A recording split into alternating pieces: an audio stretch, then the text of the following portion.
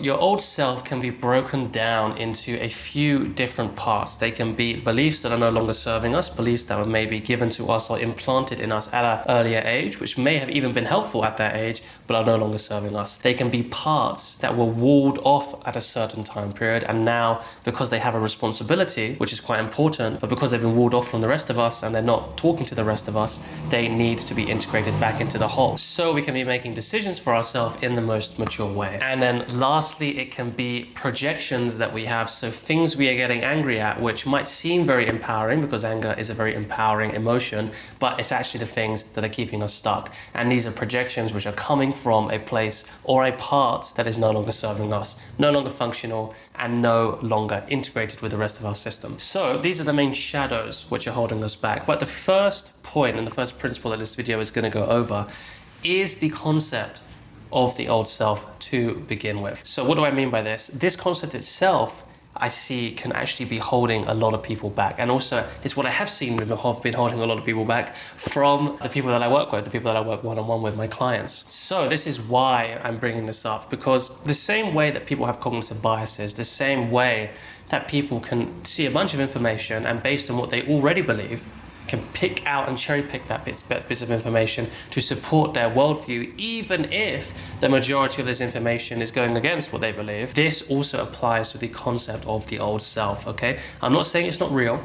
I'm not saying that there might not be an old self holding us back, but what I'm saying is to come with this preconceived notion or this preconceived idea, to already come to the discussion with this, believing this, to wholeheartedly putting your faith in this, means that we are letting go of our critical thinking faculty, as well as also not meeting the problem where it's at. Instead of a blank slate, we're coming with a very fully painted slate and we're trying to shove whatever change we're trying to do into this preconceived notion, which is why I want to challenge it for you guys right now. The same way that if you speak to a family member, right? I just had a client who is staying at his family's house for Thanksgiving, something like that, and is already getting pulled into old kind of political conversations and all that kind of good stuff. And what he's been telling me is he can see after doing a lot of work together how he's still getting pulled into those loops, but is much more aware and much more able to say no to it. But obviously, because his family isn't doing the same work, they're not able to do that. And what he's able to see is how people actually just confirm their own biases. No matter how much facts, no matter how much data they say, oh, these aren't my facts, these aren't my data. When in reality, there is just the facts and there is just the data, and then we can interpret them based on the best kind of use of our critical thinking skills. Obviously, when it comes to politics, as you guys can probably see from your own family and from your own friends, that's not really how it works, right? People have their own preconceived biases. They have their own preconceived notions about what's actually going wrong, and no amount of critical thinking or analysis, if they're stuck in that belief-based system, can kind of shift them out of it. So why am I bringing this up? If we have the belief that our old self is holding us back or self-sabotaging, then all of the information that we are getting is going to be filtered through that belief and that perspective. If it's filtered through that belief and perspective, then it means that something else could actually be going wrong. It could just be an unrelated incident, or it could just be this, it could just be that, it could just be a projection. Then it might not be a part. Because we're coming at things with a system already in place, we are giving up our initiative, we are giving up the bespoke ability we have to be able to come at a point where we're able to meet something where it's at in a very nuanced way, which gives us the most effective results when it comes to self-actualization. Instead, we're just saying, oh yeah, it's just the old self, and we're going to try and fit whatever system we have into this, okay? It's very simplistic, and that's obviously the antithesis of what this channel is about. This channel is very straightforward, but it's also very nuanced. So the first point is, do not come from this preconceived notion. Come from a much more gentle, open awareness. We want to come with a principle, which I got from my mentor, Pierre de Souza, which is bottom up rather than top down. Whenever you're top downing a system, like this happens a lot in IFS as well, which is why I have my reservations about it. It's basically just a projection of what this guy who came up with IFS, what his internal system is like, and projecting it onto everyone else, okay? It's a very nuanced system. It can be very powerful, but it is a top-down system, which is why people run into stagnation issues and why they can run into problems, and why I don't think it's the most effective system for healing, for actually changing your personality from from the ground up. Instead, we want to meet things as they are coming up. Instead of already having a preconceived notion there's a part out to get me, there's a part self-sabotaging, there's an old self which is holding me back. What instead we actually want to do is get rid of these beliefs as much as possible, or be able to come from a much more open perspective, much more with a much more gentle curiosity, and to see what is actually happening. We want to lead with curiosity and then come to a conclusion. We don't want to lead with a conclusion and then come with curiosity. And I've done a ton of videos on projections, I've done a ton of videos on introjections, I've done a ton of videos on split ego states. So whilst this video gives you the concept of those, so you're familiar, and so you can look up the relevant videos after on my channel, what I'm actually going to bring to you is something which is called the difference that makes the difference. This is something which I got from my big mentor, another big mentor in hypnotherapy, James Tripp. And it's something which can make small changes massive. And this is important for your journey right now. If you're trying to let go of who you were in the past and actually develop change, a lot of you guys, I'm willing to bet, are kind of treating change like a light switch. You either flip it on or you flip it off. Right? This is actually why I think, at least in the male circles, the gym is so popular and is so explicitly tied to self-actualization, to self-development, because if you improve at the gym, it's very much like a light switch. You just switch it on. Oh yeah, I'm lifting more. I switch it off. Oh, I didn't lift as much, right? So it's very easy to get your head around. I'm not trying to say the gym is bad at all. I go to the gym 4 or 5 times a week, even though you probably won't be able to notice it, you know, unfortunately, right? But you can go to the gym and you can do all this stuff and it's really, really great. But to then take the progress level of the gym and try and place it onto more subjective things like how I feel on a day-to-day basis. Do I feel confident? Do I feel empowered? Whenever I'm around this type of archetype of person, do I feel smaller? Do I feel like I can own my space? All of this stuff, if you're coming with the light switch mentality, if you're coming with the either it's better or it's worse, what's actually going to happen is not only are you not going to see progress, but you're actually going to get demotivated and it's going to slow down or even stop your progress. So the framework of the difference that makes the difference is so crucial for this. When I actually implemented this first time, it enabled me to see progress in ways, without bullshitting myself, that I wasn't able to fathom before, which gave me so much more motivation, so much more hope, and also so much more fun as well, because when you're seeing wins rather than losses, it makes the process more fun. And when you're in the winner state, it's a compound effect. It enabled me to actually to speed up and ramp up my progress in a way which I didn't think was possible before. So the concept in change work is the difference that makes the difference. Let's say someone's been through a change work session, like me or you, I've sat down for, a mentorship, and we've developed some kind of a shift in your mentality, a shift in your change, in your state of being. However, it's not a light switch yet. It's not absolute.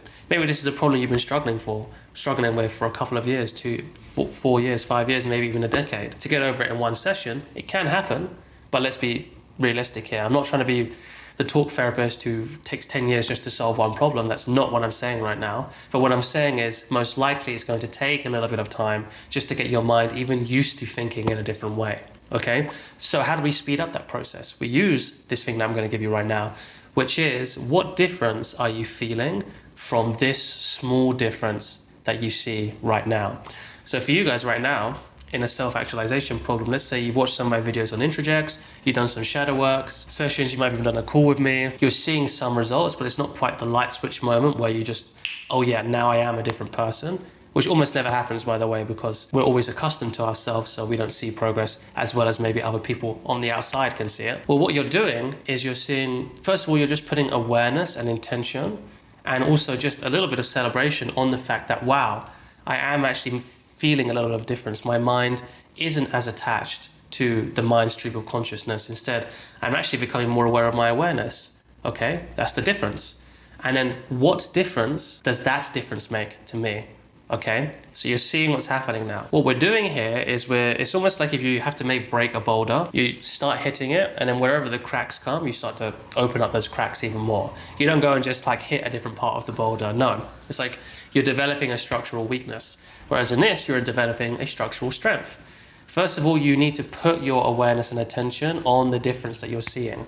A lot of guys can actually become scared of this because they say, oh, am I just bullshitting myself? How do I know that? I was one of those people. But this isn't. This is actually how you make better progress, okay? Because it might seem like, oh yeah, I want only the big stuff. But if we see things in the bigger picture, what we'll actually find is by doing this, it makes things much more smooth, much more effortless. So we're hitting this boulder.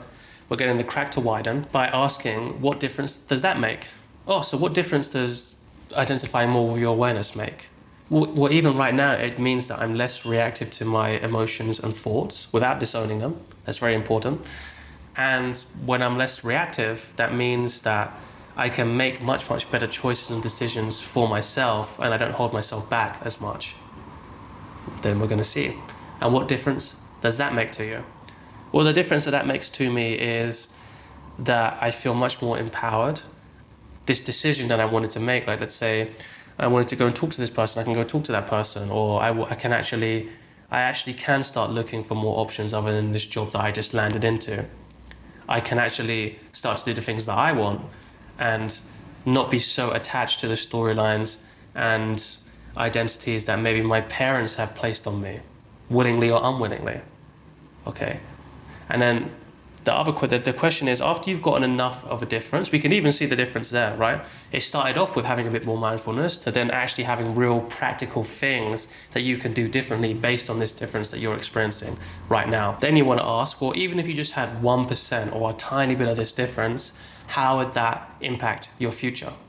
And then you answer that. So what we're doing here is we're taking a process of seeing a really small change, and we're extrapolating it massively. Because a lot of the time, I think Winston Churchill said something like this, we stumble across gold, we pick ourselves up, dust ourselves off, and we keep on walking as if nothing has ever happened. And this is so true. I'm laughing because of how true it is. When people come to me, right? A lot of the time in the sessions that people have with me when they first start this longer term mentorship with me, is them having kind of actually a big breakthrough, and then me really gently guiding their awareness to seeing how big of a breakthrough it actually is, and then they can actually take those lessons of that breakthrough with them. And guys, if this sounds really interesting, and if you want an actual real specified and specific breakdown of where you are and the best game plan and mentorship for you, then I have a really informal one-on-one link below. It's just a quick chat between me and you, 15 to 30 minutes. It's no hard sales or no hard selling, but it actually allows me to be able to deliver a bespoke game plan to you and how it is that we can best move forward together. So how can we use this framework of the difference that makes the difference in a way which isn't just in a shadow work session with yourself, or maybe it's with me, or you're doing whatever kind of other self-actualization practices you've got going, whether it's on this channel or whether it's not? Well, you can do it in everything, right? You need to, first of all, it requires a little bit of mindfulness to see where it is that you're having this absolute on or off switch, okay? That's very important. But once you see that, you can replace this absolute one-on-one off, black or white off switch with this difference that makes the difference. Because what this does is it stops you from seeing success as binary, yes or no, and much more of a gradient, which, hint, is actually more accurate to the reality of the situation. Success and getting better at something is a gradient. It's not win or lose. It's not so binary, okay? But for whatever reason, I think it's a Western culture thing, we kind of get taught to develop it that way. Let me know your thoughts below if you have any thoughts on that. What it is once you integrate this framework, because that's what self-actualization, that's what this channel is about, self-actualization systems. Once you're able to integrate this framework into your just day-to-day life, it enables you to see the gradient in all things, which makes you see with more accuracy, makes you see with more wisdom, and it allows you to celebrate the small wins. And if you can celebrate and see the small wins, this creates a compound effect. Warren Buffett, compound interest, the most powerful thing in the entire universe. I'm paraphrasing, but it's something like that. Once we can use this compound impact, not just for money, but for our own progress and development as a person, all of that benefits of a compound interest we get to take into our journey, which seems very small in the beginning, but over a long time horizon is unbeatable. You become undefeatable. You build progress just explodes. Which is why I'm going to end this video with a little bit more of a breakdown of shadow work. Introjections, projections, split ego states. I have a ton of videos on these, so I'm not going to go too much into detail. Introjections, the healing process is to let those go. Projections is to re-own. Split ego states is to integrate. Introjections are beliefs that were given to us by other people that we have to give back. Projections are things that we don't like about ourselves, and because we don't like them, we don't own them, and we put them onto others and we make them their responsibility. That's why we have to re-own. And then split ego states are parts or ego states within ourselves which have been walled off at a certain point, and we have to break down that wall and either evolve it or integrate it back, usually both, okay? But not always. But I actually wanted to bring this example up when it comes to shadow work and therapy, because some people are like, oh yeah, I like the difference that makes a difference. I like kind of the different take. I might not agree with it, but I like the different take in terms of coming bottom up rather than top down with self-diagnosing my own problems and actually see how things are in the moment. But I'm not sure about this whole therapy thing. I actually got this from Dr. K. So shout out to Dr. K on my small little channel. It's kind of like having a glass of water. This is what your consciousness is like, and then pissing in it. And no matter how much sugar I add to that water, no matter how much water I add to that, whether it's lemonade or whatever I do to get the taste away, it doesn't get the piss out of it. And this is why unconscious healing and shifting unconscious beliefs cannot be overstated. We can go to the gym as much as we want. We can get as many PRs as we want. We can get whatever partner we want. We can climb the social hierarchy. We can do all of this stuff. And I'm not saying that you shouldn't do any of these things. Please, by all means, go out and do them. But it will not change the internal reality that we are living with day to day. Something external is not going to change our internal. It can help. It can make things more comfortable. It can make it easier for us to disassociate because we have all this external success that we can kind of distract ourselves with. It can do all of that stuff. Don't get it twisted. The external definitely can have an impact on our internal, but it doesn't get to the fundamental core problems and wounds that we have to heal. That piss is still in that water, and we have to get that out sometime, and then clean and refill the cup. Right? That's what we have to do. So that's why it's so important. That's why just achieving external things, but even people who have seen through that and are just doing meditation and learning about self-actualization, developmental psychology, and improving themselves on a conscious level, but maybe aren't doing as much unconscious work. This is why it's so important. Because no matter how much you do that, a different problem is a different problem, and it has to be solved in the right way. And like I said, guys, if this is interesting to you, let's jump on a one-on-one informal chat so I can give you a specific tailored breakdown of where you're at and how we can move forward best together. Because what you don't want to end up is one of these people that gets all of the success, gets all of the dreams that they have right now, and still end up unhappy. So there's a few concepts, there's a few frameworks, there's an overarching framework of how to let go of your old self. It's a little bit different. Try to come at it at a different angle to maybe get your brain working in a way which it hasn't been working before, which can help with your blind spots as well as your journey in general. Enjoy, guys.